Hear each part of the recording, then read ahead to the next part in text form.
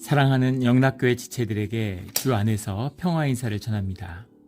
오늘은 2021년 11월 6일 토요일입니다. 오늘의 묵상 본문은 요한 3서 1절로 15절까지의 말씀입니다. 오늘 본문 말씀 1절부터의 말씀은 이렇게 시작합니다. 장로인 나는 사랑하는 가이오 곧 내가 참으로 사랑하는 자에게 편지하노라.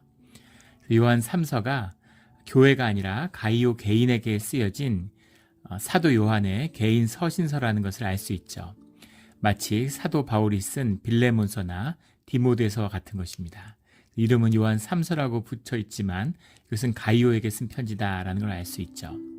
장로인 나는이라는 표현처럼 별다른 소개가 없이 스스로를 그냥 장로라고 소개하는 것으로 보아서 그 관계가 서로 신뢰하고 충분히 알고 있는 것이라는 것을 짐작할 수 있죠. 또 사랑하는, 참으로 사랑하는 가이오와의 친밀함, 가이오에 대한 애정을 표현하고 있습니다. 그런데 가이오가 누군가라는 것에 대해서는 이제 여러 가지 추측들이 있을 수 있죠. 가이오가 아주 흔한 이름이었다고 해요. 가이오는 기쁨을 의미하는 그런 단어가 어원이 기쁨이라고 하는데 성경에 봐도 이제 이곳저곳에 이름이 많이 나옵니다. 사도행전에 보면 19장 29절에 가이오라는 이름이 나오죠. 에베소와 아리스다고와 데살로니가에서 이 사도 바울과 함께 사역했던 그런 마게도냐의 가이오가 나옵니다. 또 20장 4절에 보면 그 더베의 가이오가 나와요. 그 가이오는 뒤에 버가모의 첫 감독이 되었다. 이제 이런 기록이 남아 있고, 또 로마서 16장 23절, 또 고린도전서 1장 14절에 나오는 그런 가이오가 나옵니다. 그 가이오는 데살로니가 교회의 첫 감독이 되었다고 하죠. 그래서 많은 사람들은 사도행전 20장에 나오는 그런 그 더베의 가이오가 이 버가모의 후에 감독이 됐는데 그 사람이 요한의 세례를 받았다라고 이제 기록이 전해져 오고 있습니다. 그래서 이 더베의 가이오가 아닐까 이렇게 추측하지만 요한선서의 가이오가 정확히 누구인지는 알기 어렵죠. 2절에 사랑하는 자여 내 영혼이 잘됨 같이 내가 범사에 잘되고 강건하기를 내가 간구하노라. 유명한 말씀이죠. 우리 특별히 순복음교회에서 온 분들은 이 말씀 삼박자 축복이라고 그래서 이 말씀을 아주 귀하게 여기시는 것 같아요. 여의도 순복음교회가 이제 개척해서 어려움을 겪을 때 개척했던 조용기 목사님의 간증에 보면 그런 게 나오죠. 그 천막을 치고 이제 어려운 자들, 빈자들의 교회로 그 순복음교회가 시작되었는데 천막을 치고 피난민들 사이에서 이렇게 예배를 드리는데 어느 날 이제 그 천막촌, 빈민촌에 이제 전도를 다니는 거죠. 전도를 다니는데 이제 교회도 너무 어렵고 그 어렵게 사니까 전도를 하면서 하나님의 복을 받으라고 하니까 이렇게 비웃더라는 거예요. 너나 복 잘 받으라고 이렇게 얘기하면서 먹고 살기도 힘들면서 무슨 복을 전하느냐 비웃는 것이죠. 근데 그 말에 큰 충격을 받았다는 거예요.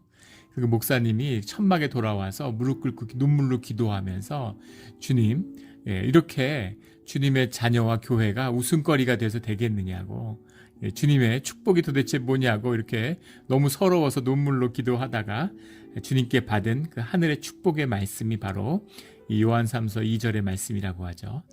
사랑하는 자여 내 영혼이 잘됨 같이 내가 범사에 잘되고 강건하기를 내가 간구하노라. 그래서 영혼이 구원을 받고 생명이 솟아나는 것처럼 우리가 범사에 주님의 형통함을 받아서 범사에 모든 일이 잘 되고 또 몸도 건강하고, 그래서 이걸 삼박자 축복이라고 이름을 붙여서 고도 성장기에 한국교회에 많은 사람들이 이걸로 은혜를 받고 큰 영향을 받았습니다. 그런데 그 말씀의 시작, 그 말씀이 가난함과 그 삶의 어려운 자리에서 시작된 주님이 주신 말씀이라는 거죠. 이 말씀은 정말 옳은 말씀입니다. 영과 육이 하나이기 때문에 영혼이 잘된 것 같이 당연히 육도 잘되고, 또 우리가 세상을 다스리는 영의 권세가 회복되면 세상 가운데 당연히 우리의 삶을 다스리는 권세가 나타나겠죠. 그리고 영육간에 건강하면 당연히 우리의 육신도 건강할 수밖에 없는 것이겠죠. 그렇지 않겠습니까? 담배를 피고 술 마시는 사람보다 신앙 가운데 술, 담배를 끊은 사람이 훨씬 건강하겠죠. 마음에 염려가 있고 근심 걱정으로 사는 사람보다 기쁨과 평안으로 사는 사람이 당연히 건강하지 않겠습니까? 주님의 임재가 있고 주님이 우리의 주인이 되셔서 주님의 성령이 우리의 삶을 주관하신다면 당연히 모든 만물의 피조물인 만물의 창조주이신 주님의 그 피조물 가운데 범사에 잘 되는 형통의 길이 열릴 수밖에 없겠죠. 그래서 이것은 주님과 함께하는 삶의 당연한 결과입니다.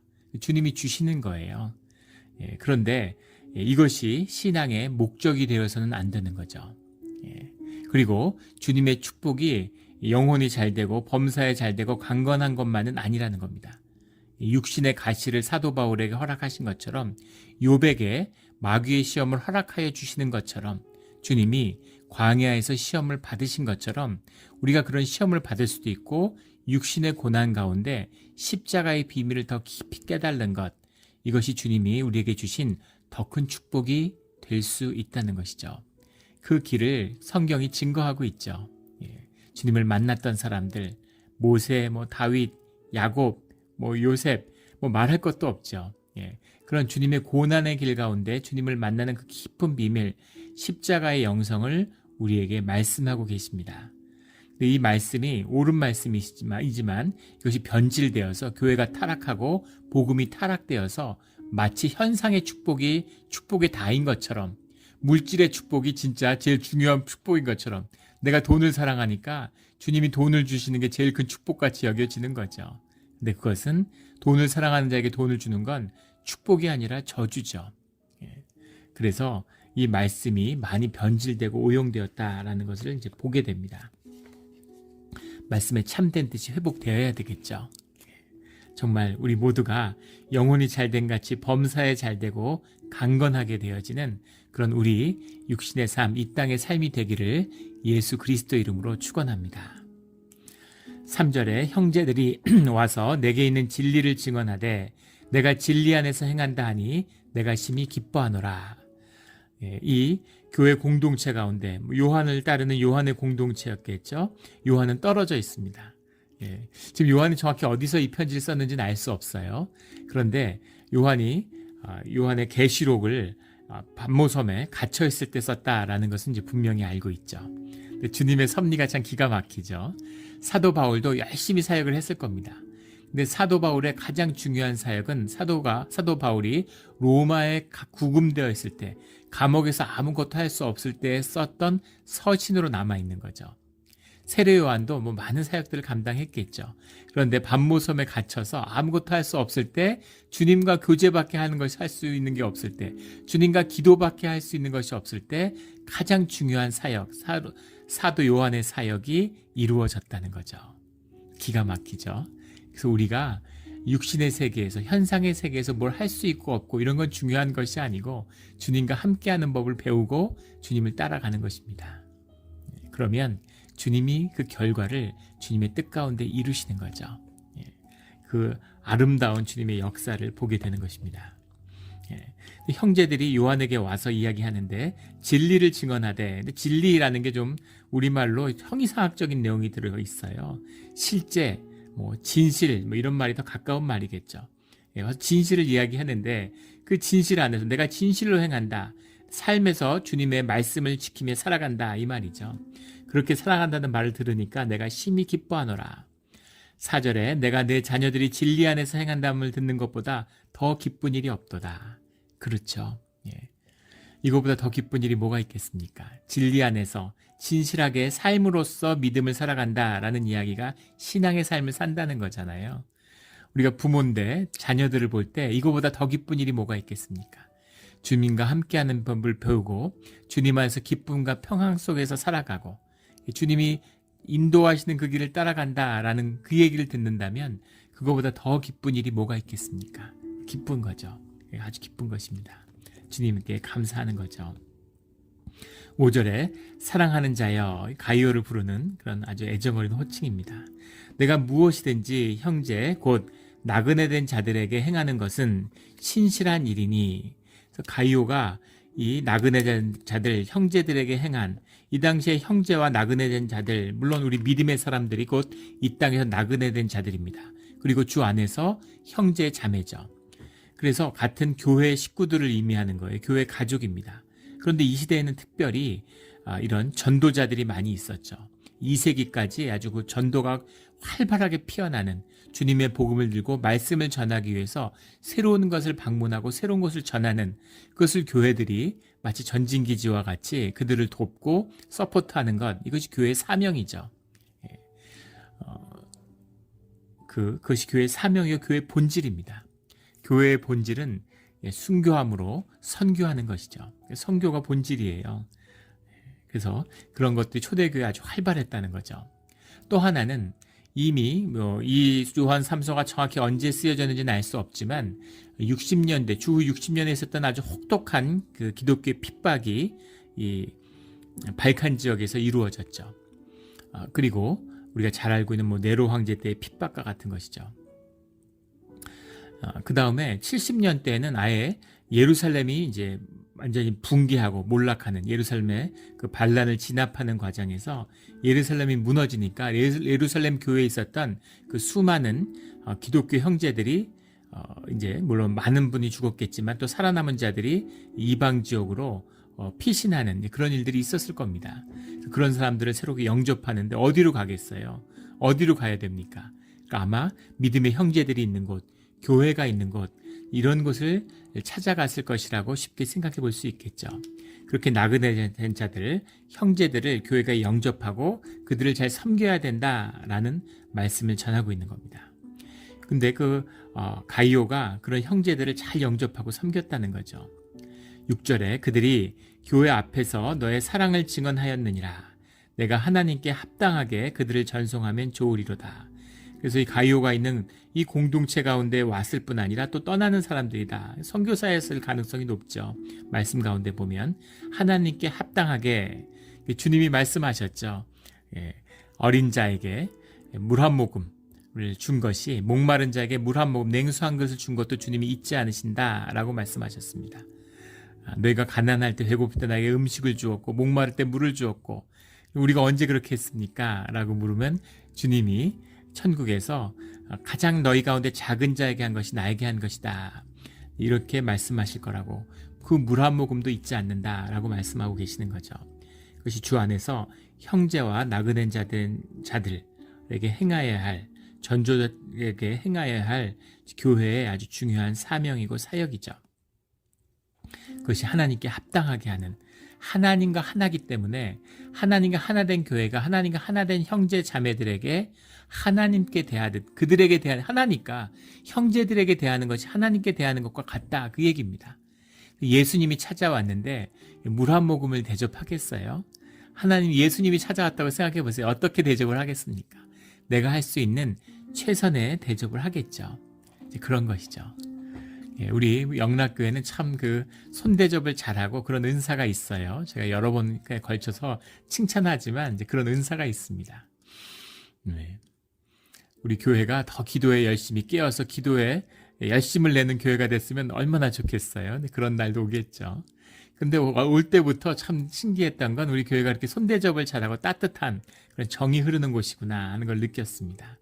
그래서 우리 예전에 교환학생이나 한국에서 방문한 분들이 있으면 참 성심성의껏 교인들이 최선을 다해 섬기는구나, 저렇게까지 하나 싶을 정도로 이렇게 잘 대접하는 것들을 여러 번 보았습니다. 그런 것이죠. 주님께 합당하게 주님을 섬기는 것처럼 그렇게 섬기는 거죠.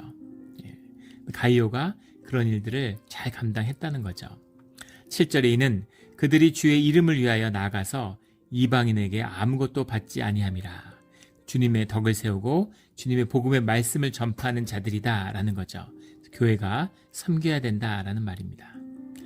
8절에 그러므로 우리가 이 같은 자들을 영접하는 것이 마땅하니 이는 우리로 진리를 위하여 함께 일하는 자가 되게 하려 함이라. 그들을 섬기는 것이 그 진리를 위하여 함께 일하는 자가 되는 것이다. 하나님의 일이니까. 무슨 선교지에 가서 선교의 복음을 전하는 분들만 선교 사역을 하는 게 아니라 그분들을 잘 섬기고 손대접을 잘 하는 것도 똑같이 선교에 동참하는 것이다 라는 이야기입니다. 이것이 교회가 할 수 있는 선교의 중요한 부분이죠.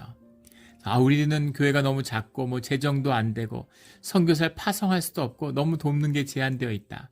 근데 뭘 크게 돕던 작게 돕던 그게 중요한 것이 아니죠. 선교는 주님이 하시는 거고 주님이 이루시는 겁니다.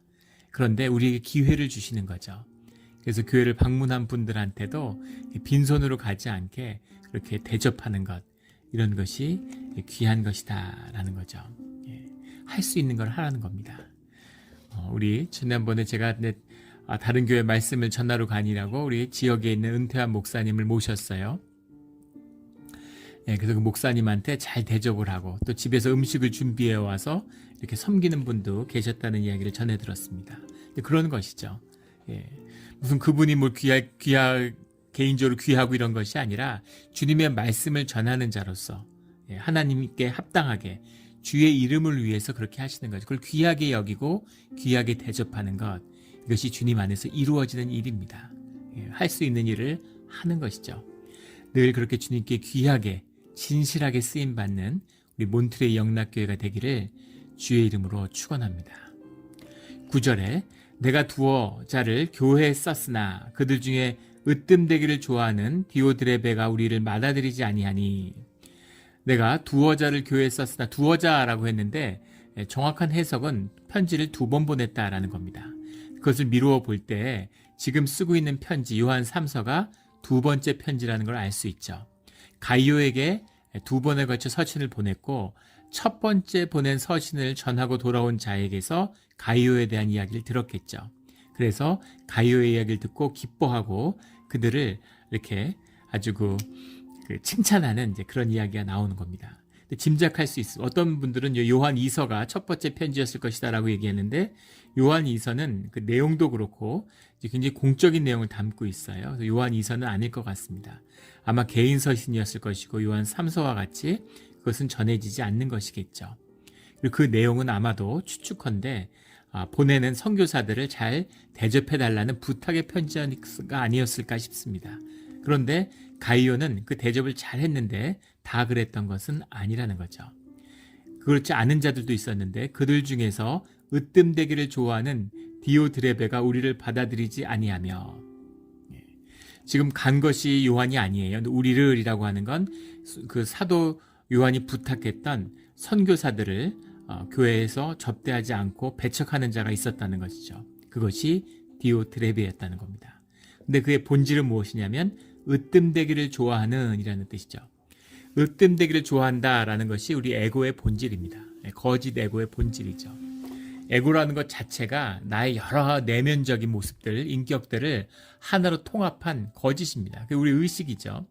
그 의식의 가면이 에고예요. 그 에고인데 그 에고는 본질이 거짓이죠.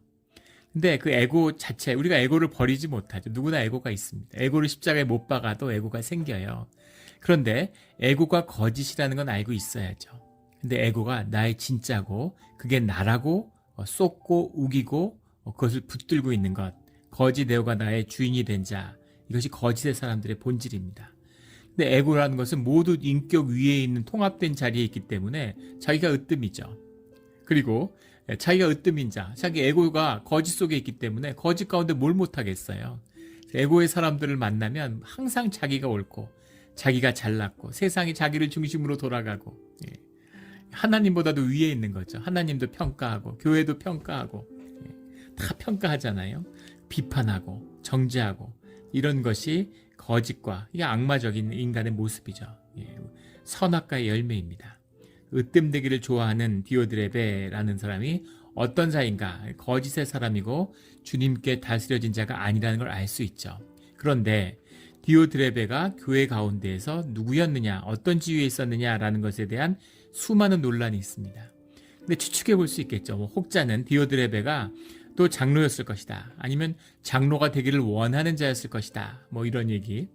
감독이었을 것이다. 이런 얘기도 있고, 가이오와 디오드레베, 그 당시는 하나의 이렇게 조직화된 교회가 아니라 가정교회로 흩어져 있었기 때문에 그것의 느슨한 연합체와 같은 성격을 가지고 있었다는 거죠. 초기 교회는. 그래서 가이오도 한 그룹의 리더고 디오드레베도 한 그룹의 리더였을 것이다. 이런 여러 가지 추측이 있습니다. 분명히 알 수 있는 것은 그가 본문 그대로 으뜸되기를 좋아하는 자였다는 거죠. 그런데 공동체 가운데 새 식구가 새 교인이 와서 새 가족이 와가지고 으뜸되려고 났을까요? 근데 그럴 수는 없겠죠. 어느 교회도 그런 교회는 없을 겁니다.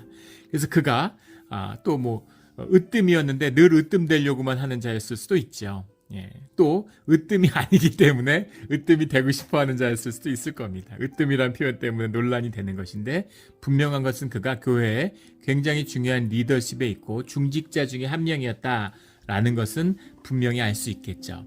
그러니까 그도 장로였는지 아니었는지 그런 것은 알기 어렵습니다. 근데 그가 교회의 중요한 리더 중에 한 명이었다라는 것은 분명하겠죠.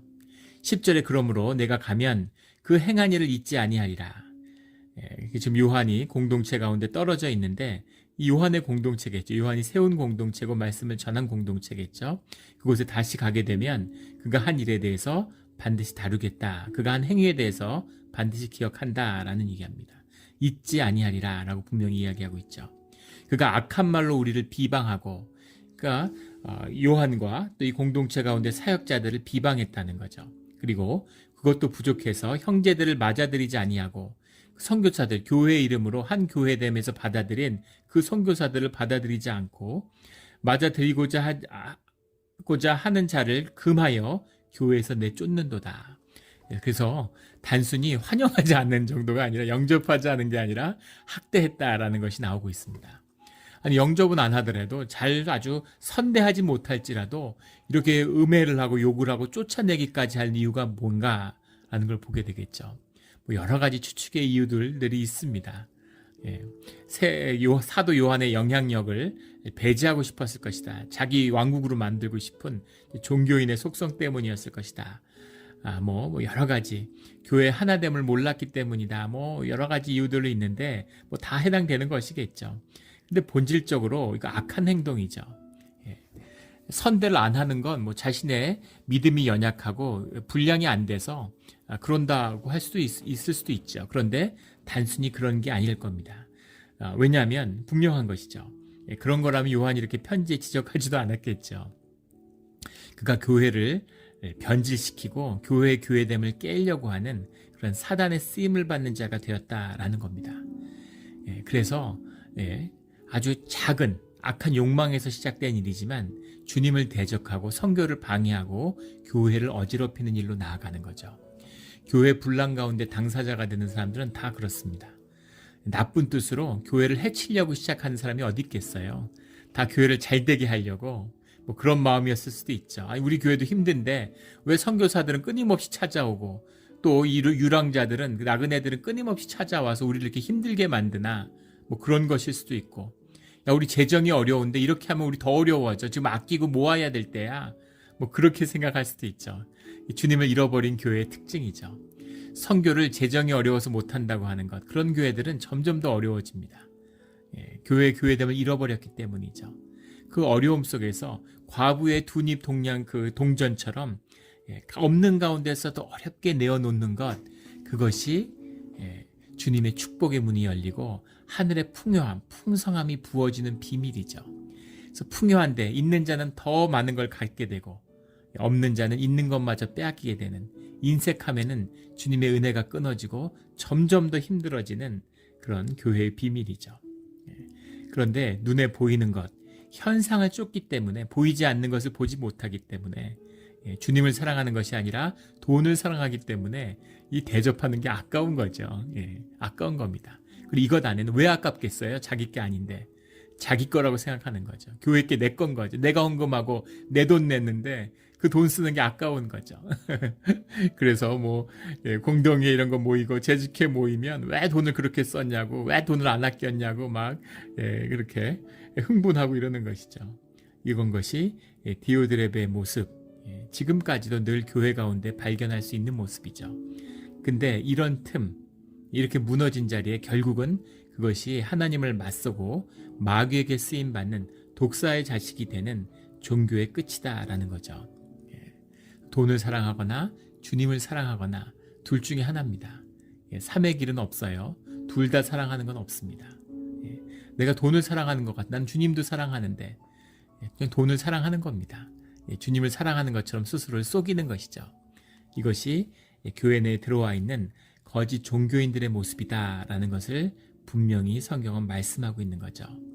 그래서 선교를 배척하고 계속 음해하고 모해하고 교회를 어지럽히는 자, 그 자 가운데 디오드레베가 있다라고 분명히 말씀하고 있는 거죠. 이런 게 정말 하늘의 저주죠. 오늘도 우리가 기억하는 모든 악행과 마귀의 행악함을 대표하는 이름이 된 것입니다. 이 모든 악을 끊어버리는 깨끗한 주님에게 쓰임받는 우리 교회가 되기를 주의 이름으로 축원합니다.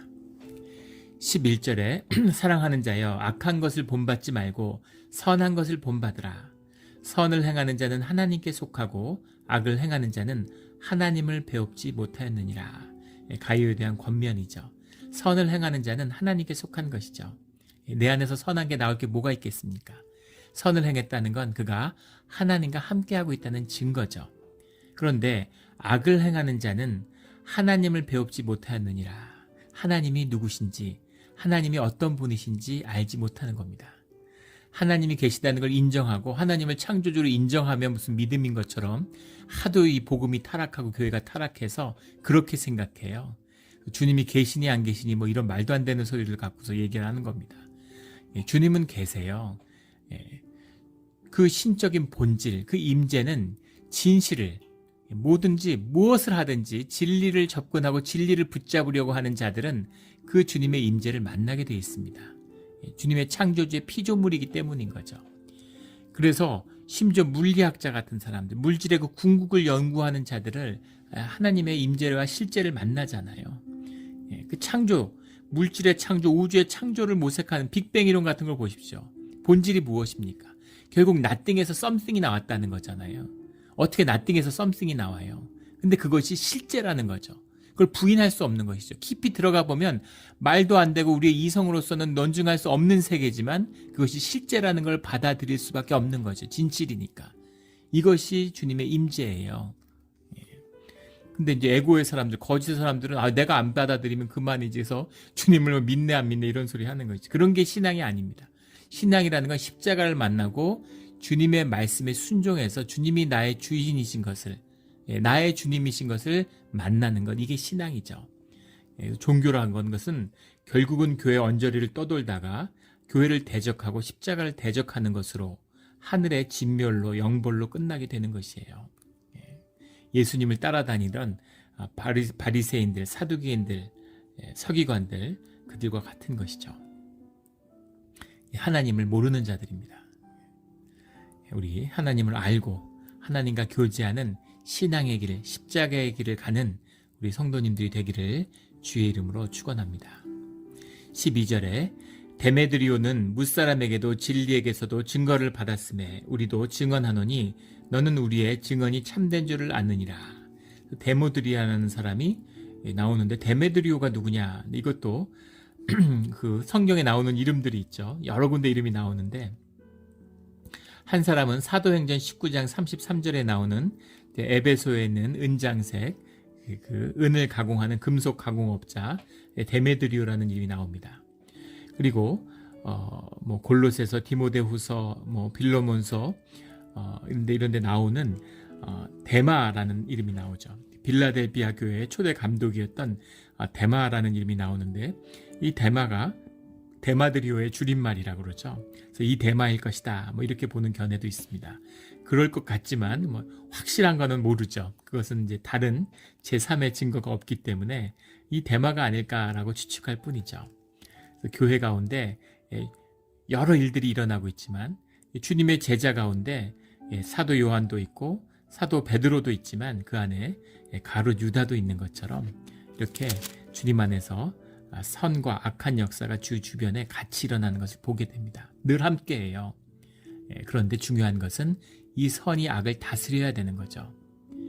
우리가 아무리 주님을 믿고 신실해져도 우리 안에 있는 이 죄의 육성, 죄의 우리 육체의 이 육성이 완전히 없어지지 않습니다.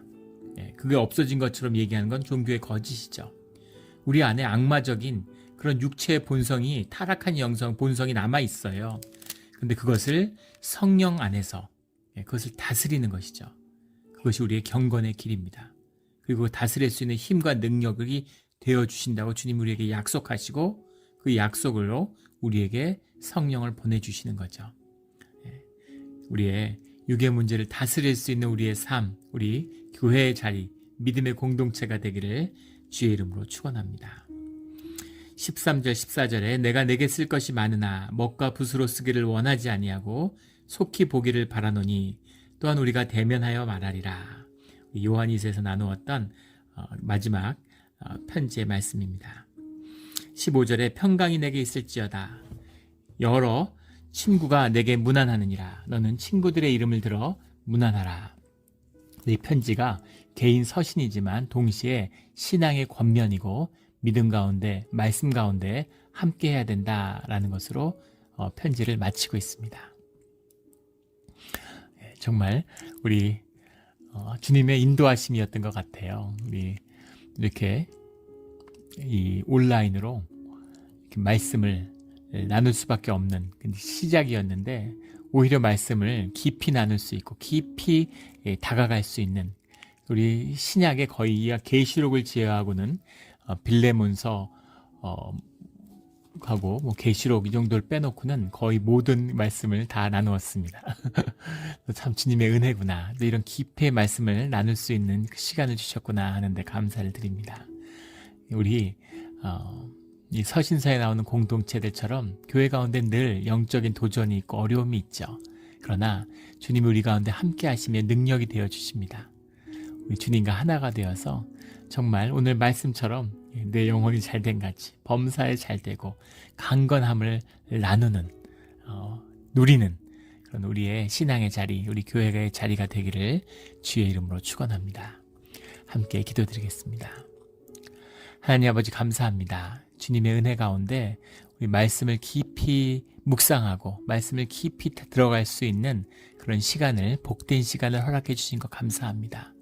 늘 말씀과 기도로 주님 앞에 신앙의 길을 갈 수 있는, 늘 진실하게 우리가 죄인이지만 주님 앞에 용서받은 자임을, 우리가 이미 용서받았음을 감사하며 또 우리가 죄인이었음을 잊지 않는 용서받은 죄인으로 주님 앞에 진실한 모습으로 주님 안에서 교회와 형제들을 섬기는 우리 모두가 되기를 소원합니다.